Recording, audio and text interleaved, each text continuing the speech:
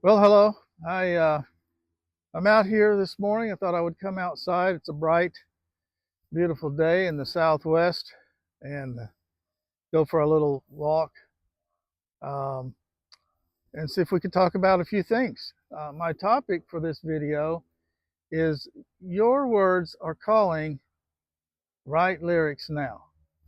So what do I mean? Well, did you ever sit down to write something and you got up from the desk because you thought you were out of words. And anyway, something was pulling at you, and you thought, well, I'll sit back down. And you tried it again. And maybe the words came, maybe they didn't come. But if they came, that's inspiration kicking in, you know? And the point is, don't fight it. Sit back down and take the time to do these things. Write those words down. You don't want to lose that. I'll tell you what I do sometimes if I get stuck. I will put the earbuds in or headphones on, and well, I'll just go from there. A lot of times it works, and some inspiration kicks in, and well,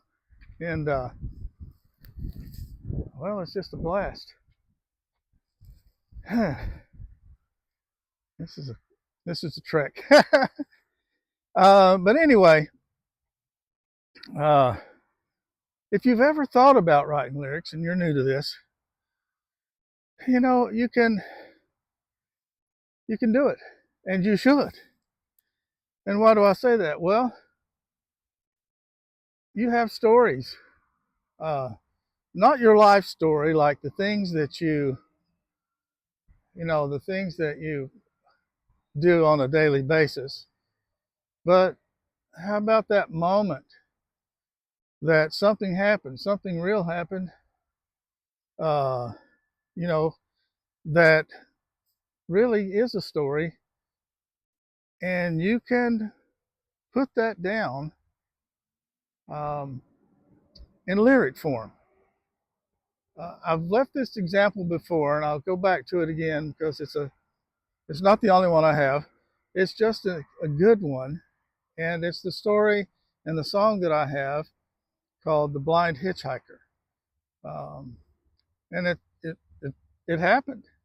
So if you listen to the song, I'll leave it in the video or leave a link to it in the description.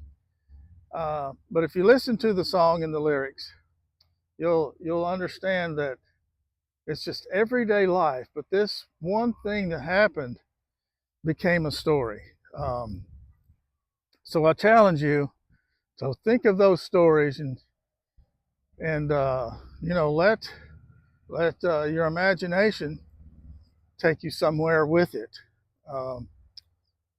Well, maybe you've never picked up a blind hitchhiker. Yeah, well, I get that. But you've had a moment, and it's a moment worth turning into a song, I think. So my challenge to you is turn it into a song, and I can help. If you need help, like, subscribe, and share, and leave a comment. In the comment section that we can work together. No strings attached. Anything that goes in there is yours. They're just thought generators, and that's my challenge for you. Let me help, and let's turn this thing into something. Well, to keep you on track, I suggest setting goals. That's your mission. Set some goals. I use the acronym RAGE. It's Real Attainable Goals Experience. And you need those. You absolutely need those. You got to let that strong, controlled desire carry you through. The one thing that can keep you going, optimism. You got to believe you can do it. I believe you can do it. And so if you ever get stuck and you need encouragement and inspiration, reach out. My email is in the description, and we can help you keep this thing going. There's so many stories out there. You have one. Let's get it into a song. And for other instruction, you can watch more of my videos. Again, you can like and subscribe and share. And I mean, that's the way to keep in touch. Let's just keep doing this thing together. I'm still working on a lot of things, and I need encouragement sometimes myself. So this is Mr. Craig signing off. I remind you to love boldly, live fiercely, dream mightily, and write continuously. So keep it going. I'm out of here. Take care. We'll see you next time.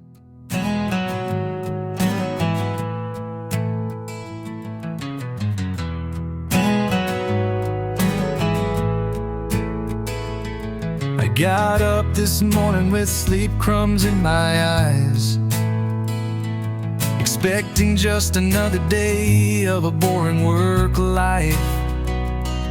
I shook the cobwebs from my groggy head, grabbed some Joe and headed off for a day of dread. What makes me so dang unhappy is the 20-mile, 1-hour freaking drive, wasting so much precious living time while working hard to make an honest dime. Driving back home today, flew right by this dude hitching on the white line. The thought hit me like a ton of bricks, this guy is gonna get smacked to bits. So I drive to the next turn around, thinking I'll probably find him on the ground. I'll just go back and get this guy, thinking about the cars passing by. But wouldn't you know he's still there, and I pull over to pick him up. That's when I realized the guy was blind. The reason he was standing on the line. I told him I could take him about 25 miles or so. He got in anyway and said, "That's great, let's go." He told me how he had hitched from Cali all the way to Raleigh, NC, and he was headed back to Colorado. There's some friends to see. A funny choice of words from a wayward blind man. But now our time was up and he said, "Leave me where I can be picked up easy on this highway, man."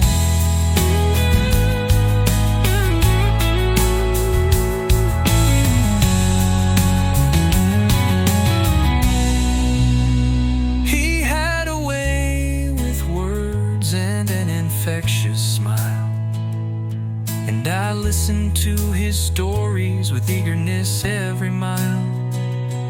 So I dropped him off, and as I looked in the mirror one last time, I couldn't help but laugh when I saw him on the white line.